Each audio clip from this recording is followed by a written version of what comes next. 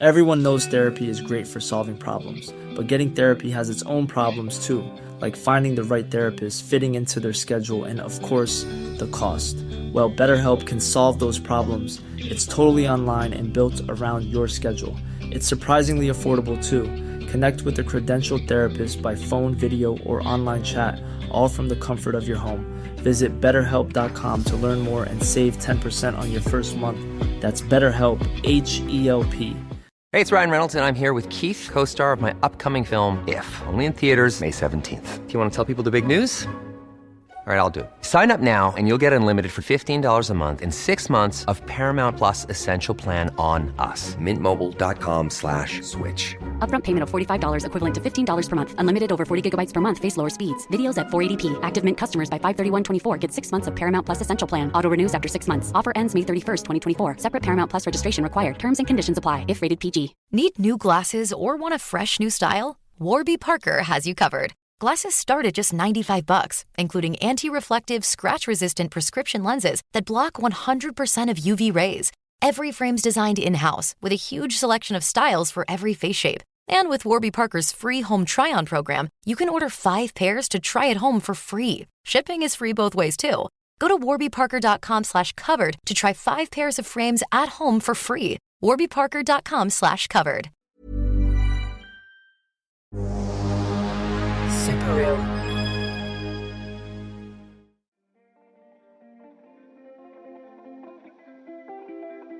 Hey, I'm Julian Morgans, and you're listening to What It Was Like, the show that asks people who have lived through big, dramatic events what it was like.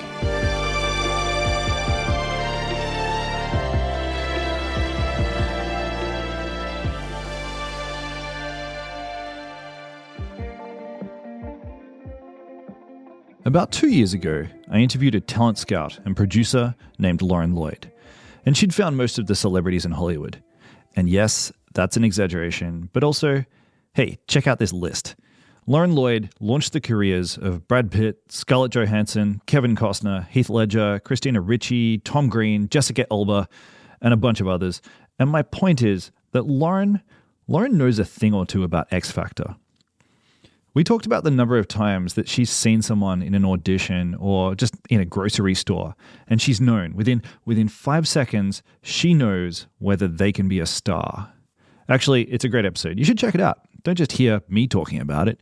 The episode's called I Discovered Brad Pitt. Anyway, back to this show. Something that really stuck out to me was a prediction. So I asked Lauren which unknown actor in Hollywood she thought was the most likely to become a household name. And here's what she said. Her name is Rain Spencer. Okay. And everyone's going to hear about her. She's, I don't know, maybe 20 years old, but she is the real deal. She's a magnificent actress, and you're just like, what is going on over there? So there you go. Rain Spencer. So back when I did this interview, I looked up Rain, and she'd just appeared on a hit Amazon show called The Summer I Turned Pretty. And back then, she had about 100,000 followers on Instagram, and I thought, good for you, Rain. And then I didn't think about her again for about 2 years. Except, just the other day, I thought I'd check in. And now Rain's got almost 1 million followers, and an upcoming 3rd season of the show. And something I couldn't help but notice is that a few of my friends have started following her, including my former boss. And I thought, okay, all right, we are heading in the right direction here. Like, this is all playing out just as Lauren said. And then I wondered, what's that like for Rain? Because her life must be changing dramatically in ways that are exciting, but I guess also terrifying. I think it must be weird to get all the things that you've ever dreamed of. You know, the money, the respect, but then the price is that you can't go to the supermarket without people wanting photos. So today, it's a conversation with Rain Spencer, and I think you'll agree that she's extremely charming and honest. Most actors, I think, they rarely admit to enjoying attention or even want to address the issue of fame. You know, they don't want to talk about it, which is what makes this such a unique conversation. Here's someone experiencing Hollywood fame in real time and talking about what that's like. Plus, we also cover art, ego, ambition, and mental health. It's a wide-ranging, fascinating conversation. So now I bring you Rain Spencer. Hey, Rain, welcome to the show. Hi. How's it going? It's going very well. How you doing? I'm well. Thanks for asking me to be here. I'm very honored. Oh, it's the pleasure's all mine. So let's start with an introduction. Do you want to tell us about yourself? Sure. My name's Rain Spencer, and now I feel like I'm doing a slate. I'm 5'4". My name's Rain Spencer. I'm an actor. I've always wanted to do that. And so I started doing theater when I was a kid and kind of fell in love with it. Maybe it was an escape. Maybe I just loved it. I don't know. But I wanted to do that. Okay, so where did you grow up? Give me a bit of a picture of what I'm imagining here. I was born in Germany. I was an army brat. My dad was in the army, and my mom was living in Paris and then going to Germany on the weekends and hiding in his bunker and trying not to get caught, which is a really funny, awesome visual that I have in my head when I think about it. So I was born there, and then we moved to Asheville, North Carolina. It's kind of like the hippie part of North Carolina. There's a lot of art and cool people, and it's in the mountains. And then I moved to LA. Yeah. Okay. And tell me about wanting to be an actor for a long time. How did that feel when you were younger? What was it that drew you towards performing? I did my first play when I was 5 in Wilmington, North Carolina, at the community theater. And the truth is I just looked at the 18-year-olds, they were giants and the coolest people ever. And I wanted their parts. So, they're so cool and they have all these lines and they really know what they're doing. And as a 5-year-old, I was like, I know what I'm doing. I could do that. So when you're 5, here's a question for you. You're looking at these people performing and you're like, I want to do that. And it feels to me like there's 2 component parts to that psychology. I think maybe on the one hand, there's it's art. You're like, I want to be playing in that sort of artistic world. That really appeals to me. And then maybe on the other hand, and I'll be the first to admit this, being the center of attention is a lot of fun. and I'm curious about what that split was for you. It's so funny. So when you're in it, at least for me, as a 5-year-old, I don't know what's going on. But looking back, I can see my patterns. I can see how I acted in day-to-day life. One of my earlier memories is being on the playground and my mom coming up with this other small child and saying hey, Rain, this is so-and-so. So-and-so, meet Rain. You guys are going to be friends. And this internal ping that I felt of no, how am I supposed to do that? I don't know this person. What does a kid do to be friends with another kid? And that kind of continued all throughout high school. I was I don't know how to make small talk. I don't know what the initial stages of making a friend is. I was scared to cough in class. I was scared to read aloud. I was scared to ask for water. I was just trying to be so invisible throughout my whole life that I think playing someone else gave me an excuse to be free from my own mental chamber that I had that started as a really young kid. It's so interesting that you're aware of that. I'm highly aware of it. I'm highly aware of it because I've been trying so hard the last 4 or 5 years to break it. Why do you want to break it? Because I want to be free. Yeah. Does it feel like a cage? Yeah. We're getting pretty deep pretty quick here, but it's who even am I? Welcome. Yeah.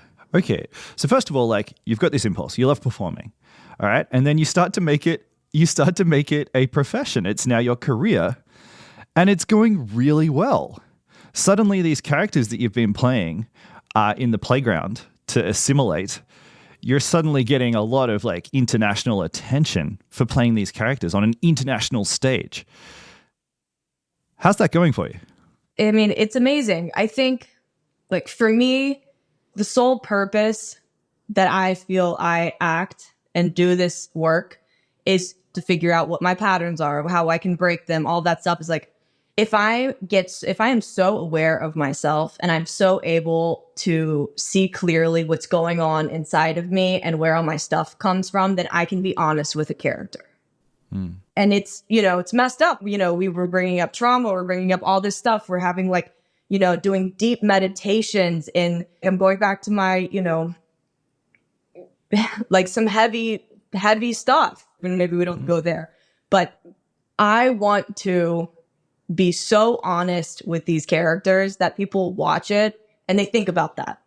They can, see themselves clearer. They're like, oh, maybe I can, look at this or be more authentic in this way, or maybe I'm not alone, whatever it is. That's why I want to do this work. That's really cool. I mean, you're an artist, you're describing a creative process there. Does it feel that way to you? It does. It does feel, I mean, that's the hope. Do you ever get worried that you're going to get lost in a character? No. But that's a great question. That's a great question because it, like, really early on, I found out how important it is to sign out of it, to like release it and have some sort of ritual, or there's things you can do. Like if I have if something that's personal to Rain, before I enter the character, I can like have a moment with that personal thing, put it on a necklace, whatever it is. And then I can put it aside. And when I'm finished, I can put that back on. And it's like that, that symbolism, that tangible kind of thing that brings you back. With any project, like it can take a second, maybe a few weeks or a month to really like come back. That's been true for me also. But no, I would never hang on to, like, I learn things from characters that stick with me forever. Yeah. Yeah. So from an outside perspective, it seems like Hollywood attracts two types of people. There are the artists and there are the people who are sort of primarily there for the glamour. Do you, and it seems to me, I mean, you're painting this picture of yourself as like, you're a pretty intense artist. From what I'm hearing just in this moment here, like you're doing it pretty seriously. It's impressive. I'm very impressed. There are people, or you're meeting people who are not, that they're there for different reasons. Do you find that, and how do you interact with those people? Hi, how you doing? But that's the thing is like people, okay, say you meet someone who's doing it for like, fame. Underneath that, there's a million different reasons why they're doing it for fame. There's a million different, it seems superficial, but nobody is a superficial person. I know what you mean. Do you know what I mean? Like, yeah. Everyone has family, everyone has childhood, maybe they present, maybe that's the mask that they're putting on to protect themselves. There could be hundreds of different reasons why they're doing that or why they chose to like play that version of themselves. And maybe they, feel like if everyone loves me, then like my dad will love me. You know what I mean? Like, yeah. And that's not superficial. That's a big feeling. You're right. It's driven by really fundamental stuff. Exactly. It's driven by 100 forms of fear, probably. Yeah. Yeah. Okay. All right. So, I mean, I want to pursue this. I'm interested in the fame aspect of this because like I said, Lauren was like, you know what, Rain Spencer's she's going to be famous. And it feels to me that right now you're sitting on the precipice between, you're not a household name, but you're growing. People are starting to know you. And I'm wondering what that's like for you on the ground. Are you walking down the street? Do you have heads turning? Is this surreal? Is this a weird experience? My life has changed drastically in the last few years. If I go to the grocery store, I'm probably going to take a picture. You're going to take a picture?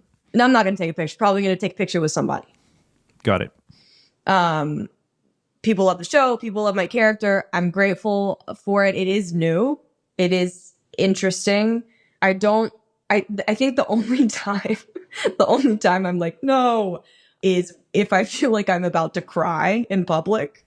You know what I mean? Like if I've had a really hard day and I don't feel good, that's when I'm like, please don't come up. Like, please. Like, I can't put on the show. I think the interesting thing about it is people expect you to kind of like do a thing. Like they expect you to be on. At least that's my interpretation of it, is like, and 99% of the time I'm happy to do it. Again, it's still new for me. I know people who've not been able to like go to dinner for years and years and years, and maybe they are more jaded by it. For me right now, it's still new and kind of exciting. There is a part of it that feeds my ego that I'm aware of, you know, like, oh, I want to take a picture with, you know, I'm not going to like be insane and doubt that. But I think it's really important to view it in a way of like, they love this thing that I'm a part of. And like, they don't know who I am. They just know this character. And so I'm happy to like be that version, like exist in their minds that way, because it makes them happy and like their face lights up most of the time. And, you know, you see this joy, and I'm happy to bring that to them. Like it makes me happy. You're seeing it as a type of gift giving. Yeah.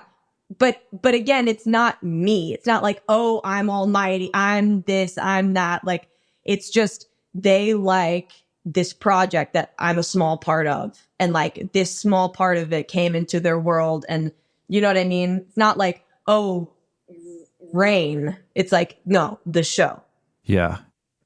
I mean, you're strapping into this ride. Fame is a ride. And I think once you're on it, like if you become world famous, you don't ever become unworld famous. I know. Your type of fame can change around. It can shift, but you'll be just famous forever. Are you ever scared of that? I think the only thing that, like, if I had to like future trip about it, and I don't even know if that's going to happen. Do you know what I mean? Like, I'm just try to exist day by day and like do projects that I really love, you know? But if I was to dip into the fear, I think the only thing would be like, I would hope that I have built my inner circle so tight that I can be 100% myself around them. Like when, you know, at all times, whenever I'm there, I think the thing I hear is the loneliness. Because if you're like all of a sudden having to put on a show for everyone or feel like you have to, I think that's where the danger would be is if you lose some sort of like authentic part of yourself in order to like literally play a character that's like just for the world. And I've heard that a lot about people, and people have given that advice to me. Like when you go to this fashion thing or when you go to whatever, like find a character that you can play, like that you just make up, like who's the Rain character? What does this person look like? And then it's almost in a way of like to shield yourself, I think. And this is just advice that I've heard. And I think the danger in that is at some point believing that that's who you are and then getting lost in that made up fucking version of yourself. Okay, so that you think that'd be the worst. The worst thing about being globally famous would be to get lost in your famous persona. Yeah. Yeah. What about that's essentially to lose yourself, like to lose authenticity. Yeah. And I bet it happens all the time. Most of the time. It seems to happen most of the time. Like the human brain's not designed for the kind of mass media fame that people achieve these days. We haven't evolved for this. No. Have you considered like putting in some sort of conscientious sort of frameworks to sort of keep yourself grounded? Like what's your plan here? You're going into this thing. Do you have a plan? So about what's my plan? It has to be day by day. Like I have to just stay connected to myself day by day and like sometimes moment by moment, just not even for the fame stuff, just to be like happy. You know what I mean? Like just in today, like how do I take care of myself? Like there's just all these traps that can happen on a daily basis for me that I'm just like, I have to keep it in today. You know, I have to, who can I reach out to? How can I get out of myself so that I'm not trapped in my own head. Yeah. Do you think you've got the kind of brain that's gonna handle this well? I think so. Again, I don't know what's going to happen. Do you know what I mean? I don't know if I'll be a household like this, I have no idea. Would you like to be? I would. I mean, the truth is like, I want to be of maximum service on this planet. And does it feel to you like the more famous that you are, the more you can serve others? I think the bigger the project, the more people it reaches. But also, it has to be the right projects. I don't want to do a job just because it's a big job. Does that make sense? Yeah. Like, if I'm not connected to it, if I don't feel like there's something here, that has substance, or I mean, it's hard because I think at some point, like, I what I hear a lot of times is like people take the money jobs. There's a lot of money in the high and the bigger things that maybe aren't as like, I just don't know. What's the question? You answered it perfectly. Okay. So I've got this idea, right, where I want to do this interview with you, and then I want to reconnect in a year or two. Okay. I want to play back some of these moments that we're talking about now and sort of just contrast. So I'm wondering, do you have a vision for how you'll be living in a couple of years, or even just a hope? How would you like to be living in a couple of years? Man, I just want a house. Yeah. Yeah, I want a house. Same. They're so expensive. The house, the backyard for my dog. I have like a 65-pound dog, and I have to go on a walk 2 times a day because like take her out because she's big. And if I had a yard, she could fucking play around. I wouldn't have to walk so much to keep her happy. Okay, sorry. Yeah, I want to the simple things, man. I want a house. A house with an infinity pool? I mean, here's the truth, right? If we're going there, I want 2 houses. Why stop at 2? I want a place in New York and a place in LA. And I want to be able to go to Kauai whenever I want and rent a nice house there. That sounds like a perfect life. Yeah. So crazy, man. I don't need a Yeah. like, I mean, it's, having having 2 houses is like not a lot of people. Like, that would be fucking amazing. Like, I grew up like in an apartment where the living room was sectioned off by a curtain and that was my room. Like, I didn't have a door as a teenager. So it's like, I want a house. You know what I mean? Yeah. I mean, there will be a lot of people listening to this at home who are like, so there's this actress who's appearing in like Amazon shows that they've seen. And you've got close to 1 million followers on Instagram. And to the average person, they're going to be like, she should be able to afford a house. There's some financial indicators that I'm seeing that says that you should have a house by now. Yeah, right. Yeah, right. I'm just kidding. All right, so go on. Tell me more about the financial realities of being an upcoming actress. Yeah, you want to hear the financial realities? I'd love to. All right. My first movie I made, like, not a lot. Like, it was an indie movie. It went to Tribeca. It won Tribeca. It did really well. But it's an indie movie. Season 1 of this. So season 1, I was a reoccurring guest star. I was like, this is great, at the time. I'd never seen that much money in my life. And I spent it all in a year. And then I was like, wait, how? Wait, what? Like, what? I can't believe that. I thought that I just made so much money. Like, what do you mean I just spent all of that money? Like, I had no idea. And so the point is I learned a big lesson from that. You know what I mean? Like, money goes really quickly when you're like buying stupid stuff.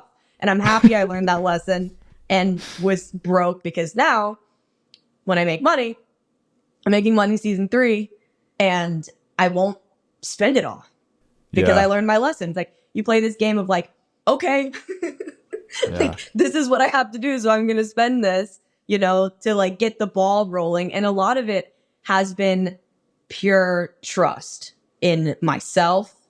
Like whatever my version of my higher power is, I'm like, okay, like I'm going to spend all my money on this publicist because I'm going to make money. Hopefully. When you say trust in a higher power, do you believe in destiny or fate? I don't know if I believe in fate. I don't know. I think that like, I honestly believe it's all in your head. It's like, it's all in what my core belief system is what I'm going to get. If I really believe that, like we start with the small things. Okay, wait, I'll say this story. This is really cool.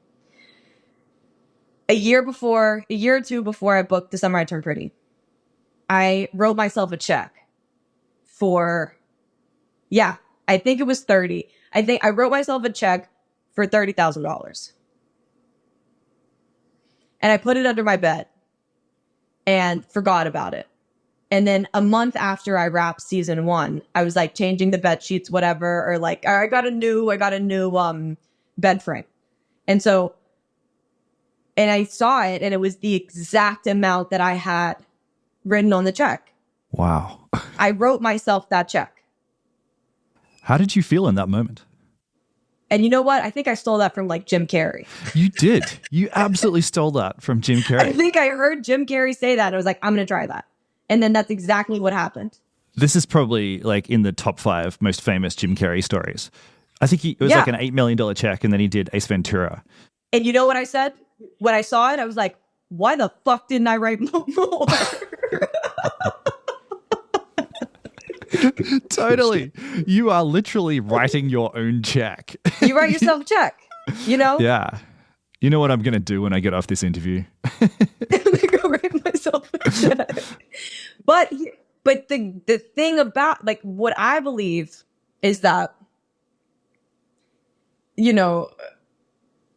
if I do something like that, but I don't actually believe it, it's not going to happen. So how can you convince yourself to actually believe it? Just got to be a little bit crazy, man. Yeah. Got to be a little bit crazy. I think. Like words like be realistic and da-da-da and like all that stuff. Like I don't buy that. No, it doesn't apply. If your goal is nothing less than being a household name in Hollywood, then you can't afford to mess around with realism, pragmatism. These are dirty words in your world. Yeah.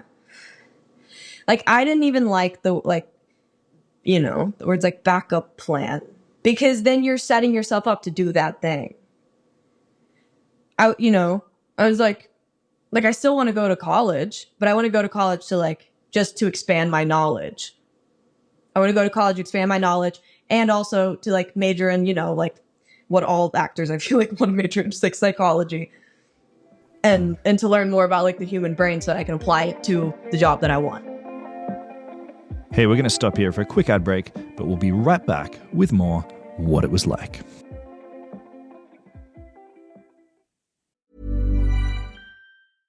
How would you like to look 5 years younger? In a clinical study, people that had volume added with Juvederm Voluma XC in the cheeks perceived themselves as looking 5 years younger at 6 months after treatment. Look younger, feel like you. Add volume for lift and contour in the cheeks with Juvederm Voluma XC. Reverse signs of aging by adding volume to smooth laugh lines with Juvederm Volure XC. For important safety information and to find a licensed specialist, visit Juvederm.com. That's JUVEDERM.com. Not for people with severe allergic reactions, allergies to lidocaine, or the proteins used in Juvederm. Common side effects include injection site redness, swelling, pain, tenderness, firmness, lumps, bumps, bruising, discoloration, or itching. There's a risk of unintentional injection into a blood vessel, which can cause vision abnormalities, blindness, stroke, temporary scabs, or scarring. Talk to a licensed specialist to find out if it's right for you.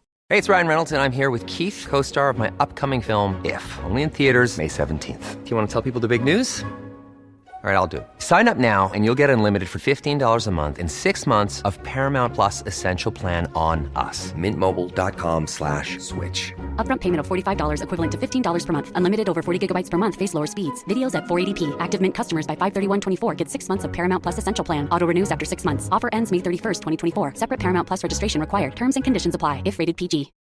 Millions of people have lost weight with personalized plans from Noom. Like Evan, who can't stand salads and still lost 50 pounds. Salads generally for most people are the easy button, right? For me, that wasn't an option. I never really was a salad guy. That's just not who I am. But Noom worked for me. Get your personalized plan today at Noom.com. Real Noom user compensated to provide their story. In 4 weeks, the typical Noom user can expect to lose 1 to 2 pounds per week. Individual results may vary. Everyone knows therapy is great for solving problems, but getting therapy has its own problems too, like finding the right therapist, fitting into their schedule, and of course, the cost. Well, BetterHelp can solve those problems. It's totally online and built around your schedule. It's surprisingly affordable too.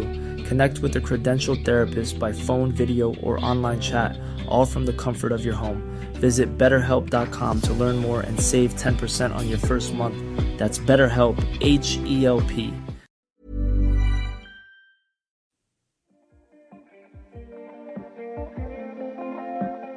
So I'm just digesting this, and I'm trying to break it down into some like inspirational messages for aspiring actors out there. And it feels to me like you're going, Or anyone. Yeah, there's some life inspo here. You're going, you know what? If you want to reach the top, you got to be a little bit crazy, and you're suggesting that you can actually convince yourself to be so fearless that you can kind of manifest things. You know, you can be writing checks. You can be living without any doubt in your mind. It's like mind over matter. You just got to reach that place. Is that right? That's what you're saying? I'm saying it's mind over matter, but more than the mind, it's the belief system. Okay. You know, I can think, like, if I look in the mirror, like, this is, you know, if I look in the mirror and believe that I'm gaining weight, I think I'm probably going to gain some weight. Yeah. If I look in the mirror and it's like positive, or, you know, and this sounds so whatever, and this is just my experience, and like everyone can fuck off. But like, if I look in the mirror and actually believe like, oh, I love my body. I'm sexy. I'm, you know, desirable. I desire myself. Like you know, if I change the thoughts in my head and the belief that I have, that will become my reality. If I believe I'm broke, I'm probably going to be broke. I completely agree. Yeah.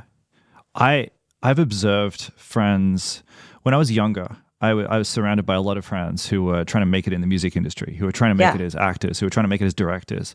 And one by one, I've watched them drop off. At a certain point, they've basically all given up. And on the one hand, it does feel sad. I'm like, come on, guys, it's a bit pathetic. But then on the other hand, you know, who am I to say that? Like, who am I to judge? Right. Maybe they're, you know, there's purpose there. Maybe there's you know, who knows? I don't know. I don't know. I think that fear, I think there's a lot of traps. And I think that fear is the biggest one. So we're talking about sort of making it, you know, the pros and cons of making it.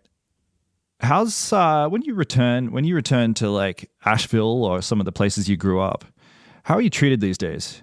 Are there people you went to school with who are like, oh my God, there's Rain, she made it, or like, God damn it, there's Rain, she thinks she's so much better than us now? Like, what effect has this had on your friends and family? I have like I'm going to say 5 very close people, like very close friends, maybe 4. And in reality, 3. Do you know what I mean? And they've been close for a while, and they've watched all of this happen, and they've supported me and been really nice. And as I support them in their dreams, and we cheer each other on. And there's no jealousy or weirdness, because I can't, like, I just can't afford it. I'm not interested in it. Like, I want to be your cheerleader. I want you to be my cheerleader. I want to lift each other up. That's it. And so every other conversation I have with anyone else, I kind of take with a grain of salt. Yeah, that's healthy. And your parents, they were never like, come on, Rain, this acting racket's never going to work. No, and I'm eternally grateful for that. Yeah. My mom, I grew up with my mom, and there was one time, I auditioned for 10 years before I got anything, from like 10 to 20. Damn. Oh, yeah. I auditioned heavily from 10 years old to 20 years old for TV and film, and didn't get anything. But I got a lot of practice, and I got a lot of acting classes, and I got a lot of, but yeah, it was just me and her. And there was one time in the car, I told her, I was like, I don't want to go to this audition. Like, she's like, why? Like, I don't want to. And she looked at me and she was like, either you're going to do this or you're not. And if you're going to do this, then you're going to do it and you're going to show up. And if you're not, then I'll stop, driving you to Santa Monica for, takes 2 hours to get there, 2 hours to get back with traffic. And she's driving me around all, with a job. She's like, has a job, she has her own life, and she's making these sacrifices to drive me to auditions. And I'm auditioning for 10 years and I'm not getting anything. And she was like, and neither of us were like, maybe we should stop. We were just like, okay, next one. Wow. You've got a powerful mom. That's amazing. Yeah. She's very strong. Yeah. Behind every successful actress is a strong woman, a tireless mother. Yeah. Not once did she even complain about that. Yeah. You should buy her a house. Yeah. I want to. I plan on it. Do you have a message for your future self? We're going to reconnect in a couple of years, and you're going to hear this back. What advice or sort of message do you think that you could benefit from hearing in the future? I think it would just be a question. And the question would be, are you being authentic right now? And just tell me, why is that the thing? I think that's the question, because I am working for the past few years, I've worked so hard to find my voice and find myself and not do anything for anyone else, but to just do it for myself and to take up space, and to figure out what my personality is and who I want to be and what my morals are and how I want to show up in a room and how I want to help and just be of service. I literally just want people to see my work and in turn see themselves or someone else in their life, to have compassion, to have empathy, to see truth. And so if I'm being authentic, then I'm doing that for myself. And if I can't do that for myself, how can I do that for somebody else? Rain, I love that. I think you live with the volume turned up, and I'm finding this quite inspiring, actually. I'm gonna go and write a check and try to live a little crazier. Jim Carrey knows what he's talking about, not making things up. Yeah, totally. Well, Rain, I'm gonna let you go. Okay. This has been truly amazing. I've really enjoyed this. Me too. Thanks so much for having me on the podcast, on your podcast. I appreciate it. Keep an eye out for Rain in season 3 of the hit Amazon show, The Summer I Turned Pretty. It'll come out next year. There's no exact release date yet, but in the meantime, she's in season 1 and 2, and she's also in a very cool indie film called Good Girl, Jane. Check it out. And don't forget to leave us a 5-star review on Apple and Spotify. And follow the show, please. Don't just search for it every week like I do. Because I'm an idiot, I just go to the search bar and I'm like, what's that show that I listen to literally every day, and I look it up. And don't do that. Don't do what I do. Just follow the show, follow this show, lean in, commit. We'll be eternally grateful. Today's episode was produced by Rachel Tuffery. It was mixed by Jimmy Saunders, who also did our theme music. Evie Atkins is our intern. Our cover art is by Naomi Lee Beveridge, and this whole thing has been a Super Ill production.